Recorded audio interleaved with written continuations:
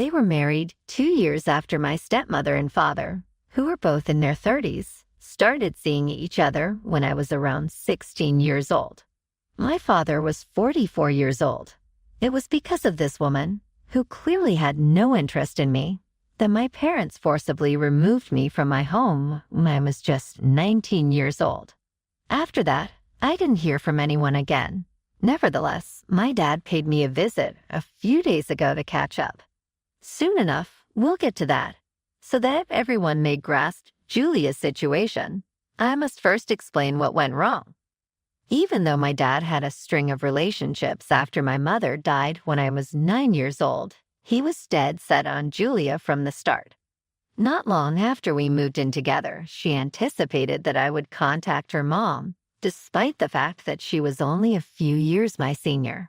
She was 24 years old, while I was 16. I didn't feel comfortable referring to her as mom or even considering her a maternal figure, even though we were only 8 years apart in age. I failed to contact her mother. I doubt I would have addressed her as mom if she had been older. After all, it had only been 6 years since my original mother died away, and I certainly wasn't prepared to begin referring to someone else as mom so quickly after her death.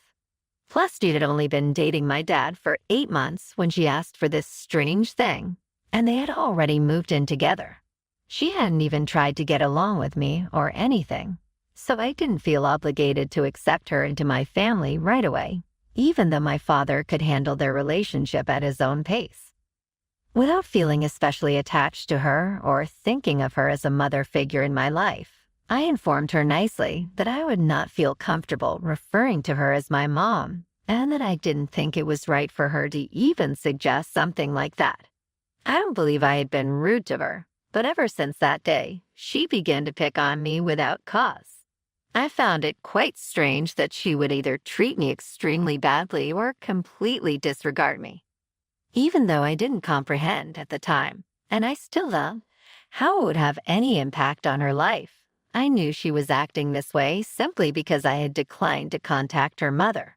From what I could see, my dad had fully embraced her as his companion and adored her. He couldn't get enough of her. Therefore, she ought to have been concerned about that.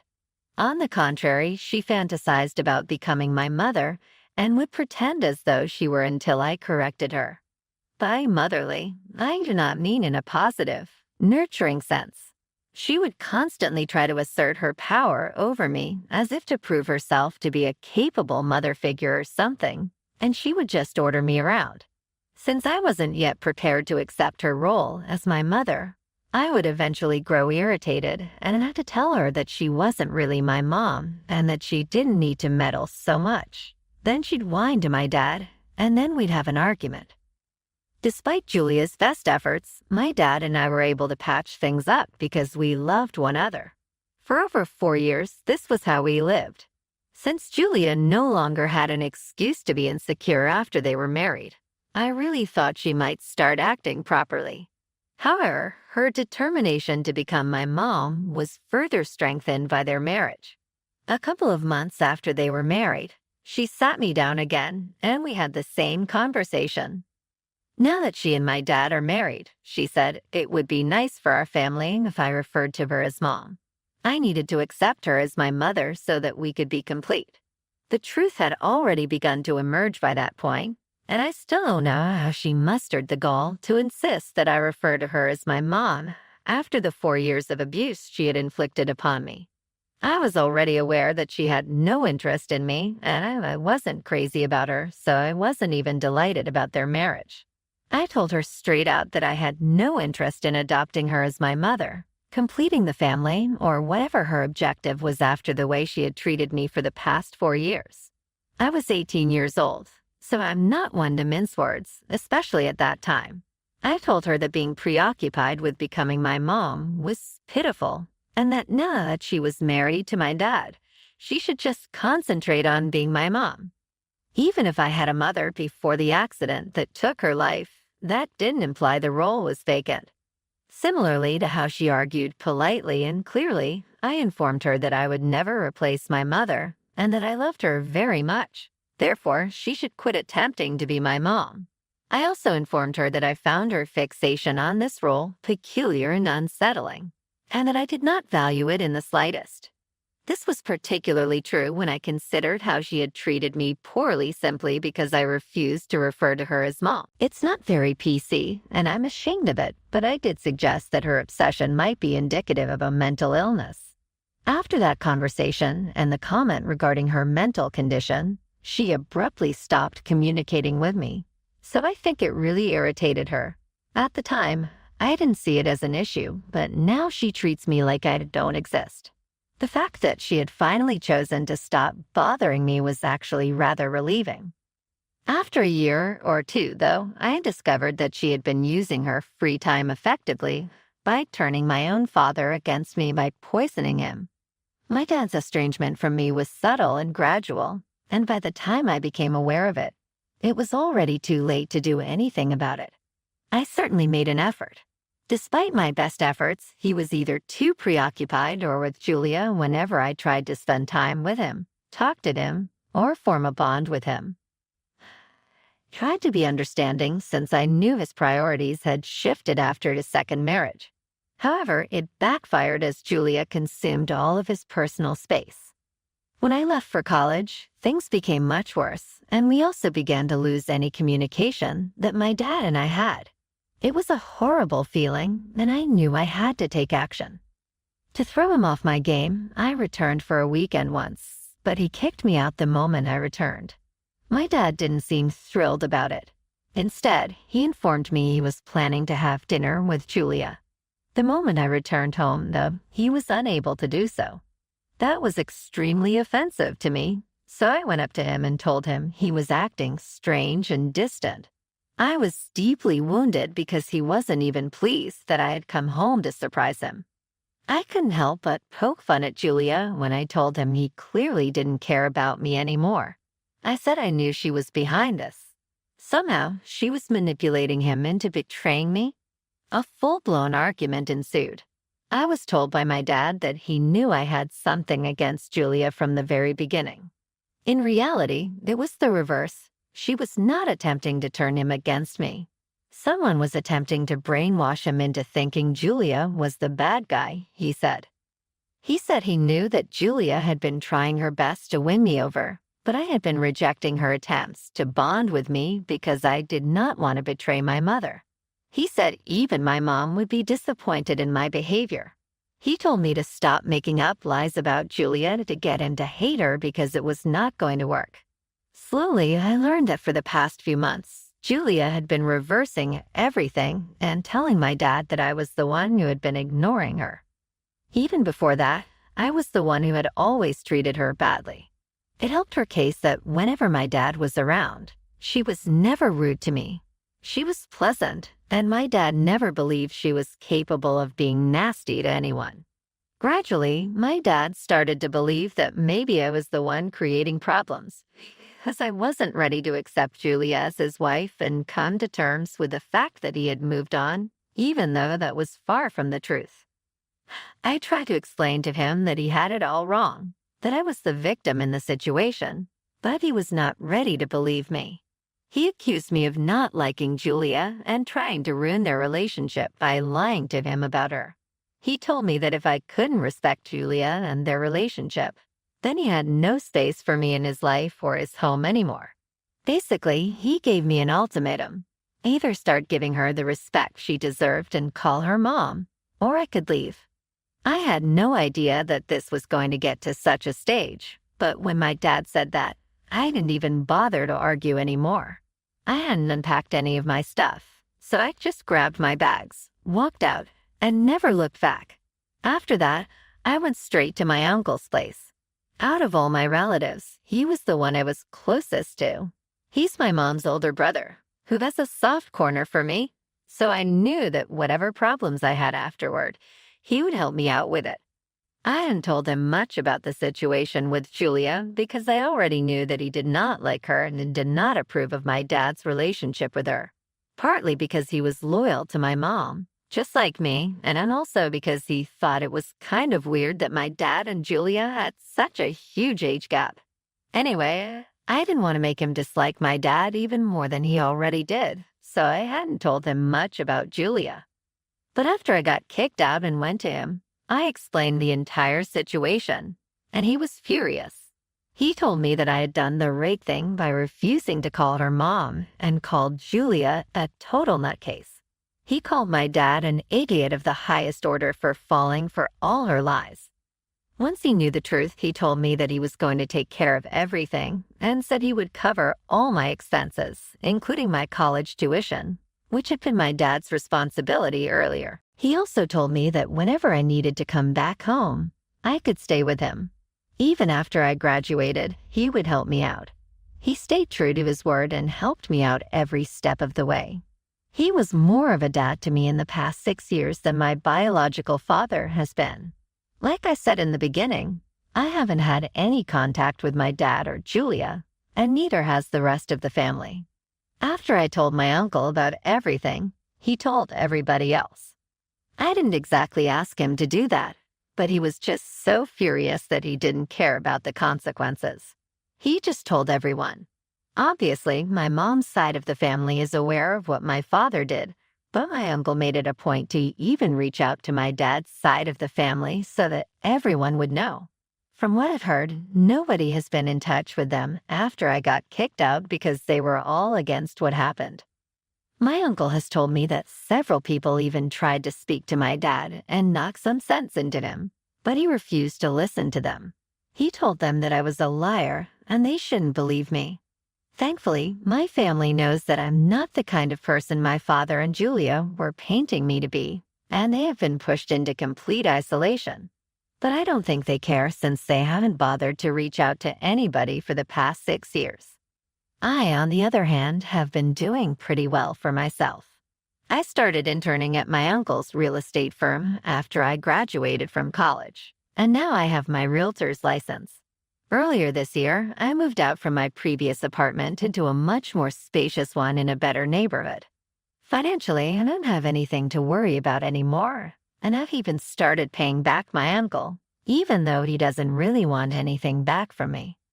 My financial condition is relevant in this situation because I'm guessing that's why my dad decided to get back in touch with me, since karma has finally caught up with them. Recently, a couple of months after Julia gave birth, she got into a terrible accident. Now she's on bed rest and unable to even move a muscle. As I mentioned in the beginning, my dad visited me a couple of days ago.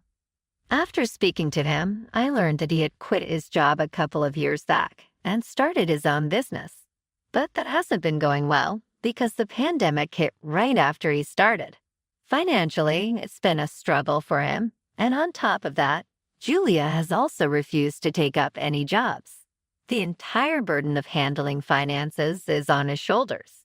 It's not surprising because right after they got married, Julia quit her job, and that should have been a red flag for him. But I guess my dad never thought of removing his rose-colored glasses when it came to her. Anyway, things got even more tense financially when she discovered she was pregnant and decided that she was going to keep the baby. She gave birth about 6 months ago, and then last month, while she was driving herself back home from lunch with her friends, she ended up totaling the car due to a combination of slippery roads and a little too much champagne. Luckily, she got away with no charges, but that doesn't even matter because she injured herself pretty badly. And now she can't do anything except wait to heal. My dad is in a very difficult spot right now because their medical insurance doesn't cover hiring a nurse. So he has to pay for that out of his own pocket. It's not like he can stay back with Julia and take care of her. He has to go to work since he'll end up broke otherwise. So far, they've been leaving the baby with Julia's parents, but they haven't been happy about that arrangement. Recently, they have told my dad that they need a life of their own as well, so they cannot watch their grandchild every single day. He ended up getting into a fight with them because of how selfish they were being, and now they have refused to look after their grandchild altogether. My dad told me that he's been trying to think of a way that he can work this out, but unfortunately, since he doesn't have enough money to afford a babysitter and doesn't have any family members willing to help them out either, he realized that he would finally have to come to me and have me help him out instead. He couldn't think of anybody else he could count on. After hearing him out, I instantly declined without even thinking about it twice. I'm already not good with babies, and on top of that, if this was his and Julia's child that we were talking about, then I wanted nothing to do with that kid. The two of them had hurt me enough in the past, so I obviously did not want to be a pushover and help them out with their child, regardless of what they were going through.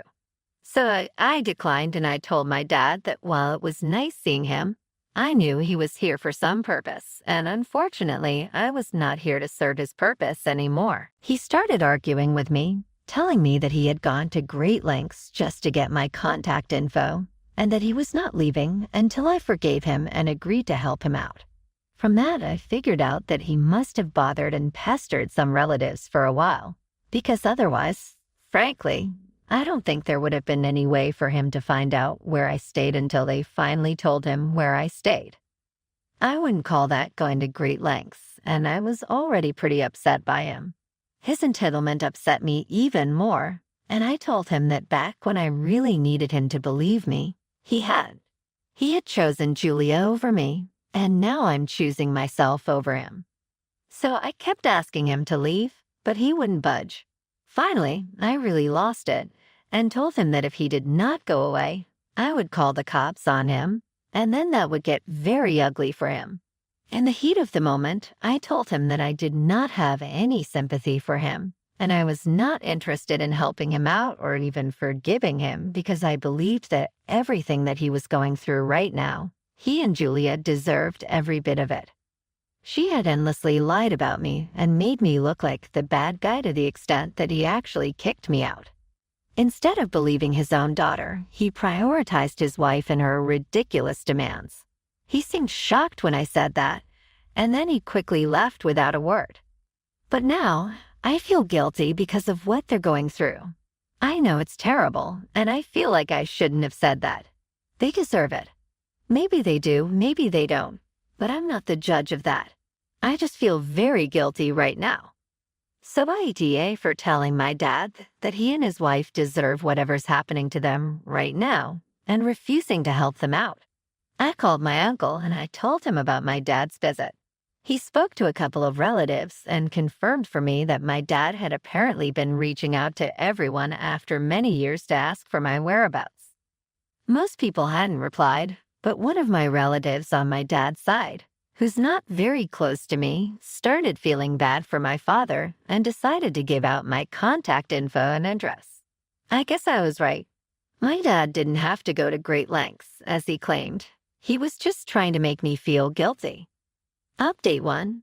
Thank you to everybody who commented on my post. It was a pretty long post, and I hadn't exactly spoken about this at length to anyone apart from my uncle, so it felt good to get it all off my chest. Especially everything about Julia. It really traumatized me when I was younger, and judging by the comments, I don't think that I was wrong for implying that she must have had some mental problems for being so desperate to have me accept her as my mother. But that's all I can do. I can only imply it. I can't actually diagnose her or whatever, but I think it would do her a great lot of good to visit a psychiatrist and figure out what the heck is wrong with her. That she was driven to act like that all because I did not call her or accept her as my mom. As for my father, throughout his relationship with Julia, I kept trying to come up with excuses for his behavior because I knew that he loved her, and for his sake, I tried not to be too much trouble. But I don't think he cared about that even one bit, because when it really came down to it, he picked Julia over me, his biological daughter. So really, he had some guts showing up at my house, expecting me to help them out after 6 years of no contact. Even now, I know that he was apologizing just because he wanted me to help him, not because he really meant it. So I did what I had to. I amped up security measures around my place in case he decided to show up again. This time, if he didn't leave the second I asked him to, I'm going to call the cops without wasting any time. Ideally, I would prefer for him not to show up at all, but I know that's wishful thinking. He's definitely going to come back and try to demand that I help him out once again. He already has my contact info, so he'd been texting me for the past couple of days after his visit, but I blocked him within a couple of hours. Now almost 5 days have passed since his last visit, and I guess he's been biding his time, but I have this gut feeling that he's going to show up once again. Just it's not that I'm scared of what he might do. It's just that I'm already emotionally drained, and I don't want some drawn-out confrontation with him. That's why I'm taking all the measures that I possibly can to avoid talking to him too much and just have him go away as soon as possible. I'm hoping that the next time I see him, it's not too bad for me emotionally. Update 2. 2 days back, I posted here and I said that I was sure my dad was going to show up, and he did. He waited for a week from our last meeting to show up again today. And like I said, when I saw him standing outside and ringing the doorbell, I told him through the intercom that I was not willing to speak to him. I had just come back home from work, so I was already kind of tired and was in no mood to deal with him. As soon as he told me that he was not going away, I just took out my phone, called the cops, and reported him for trespassing. He couldn't hear me from the inside, so he had no idea that I had called the cops. He continued to stand outside my door, pound on it, and accused me of being overly harsh until they arrived. After Julia admitted to him that she had fabricated the whole incident, they were both filled with regret. Apologizing to me and crossing their fingers is their only option. I should be understanding because I know they can't change what happened in the past, and I should also take into account the hardships they're currently facing. I still couldn't believe he was getting defensive over whatever happened after he discovered Julia had lied to him and forced him to kick me out. It was rather frustrating for me since he refused to accept responsibility for his actions and instead spoke about the situation with such a nonchalant demeanor. Still, I stuck to my word. He went unanswered by me. I'm relieved the police got there quickly because his incessant, "What can we do about it now?" was driving me crazy. This is particularly true when one considers that his connection with his sole daughter was severely damaged due to the fabrications made by Julia. Not even holding her responsible for it could occupy his attention.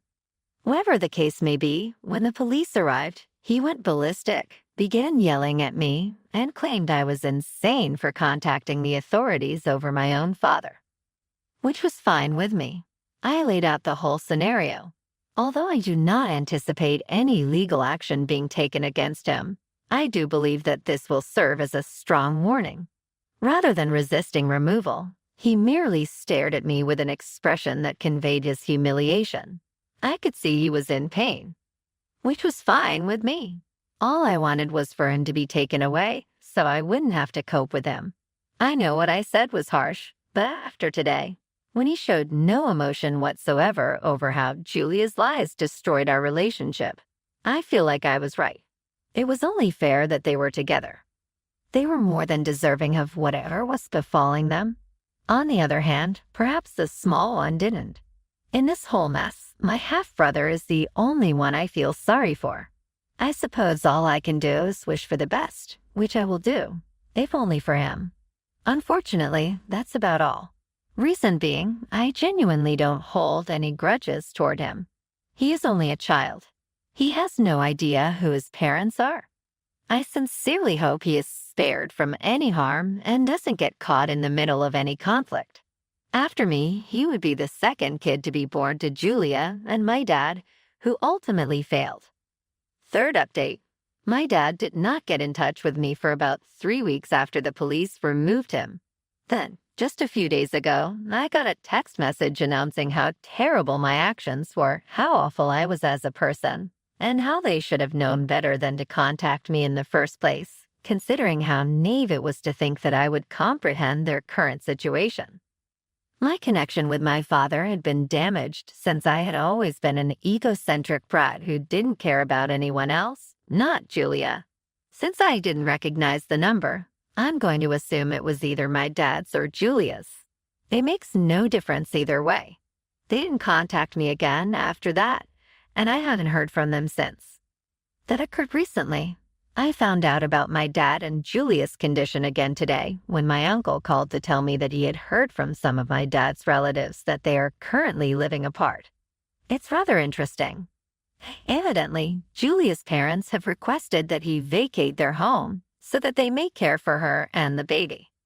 My dad wanted to place their child in foster care until they could get back on their feet, but Julia was so angry about the idea that she threatened to divorce him. This, according to what he has heard, is not the reason. He was still able to unwind, though. Nonetheless, she made up her mind to overcome her rage by ordering his eviction from the house. In my view, it is somewhat comical that he is now facing the same problem after expelling me. But one thing is clear. Julia had to be mentally sick because no sane person would behave that way. Since she has no bearing on my life, I have no reason to worry about it. I feel forced to tell you this since it makes me chuckle that my dad is going through this. This situation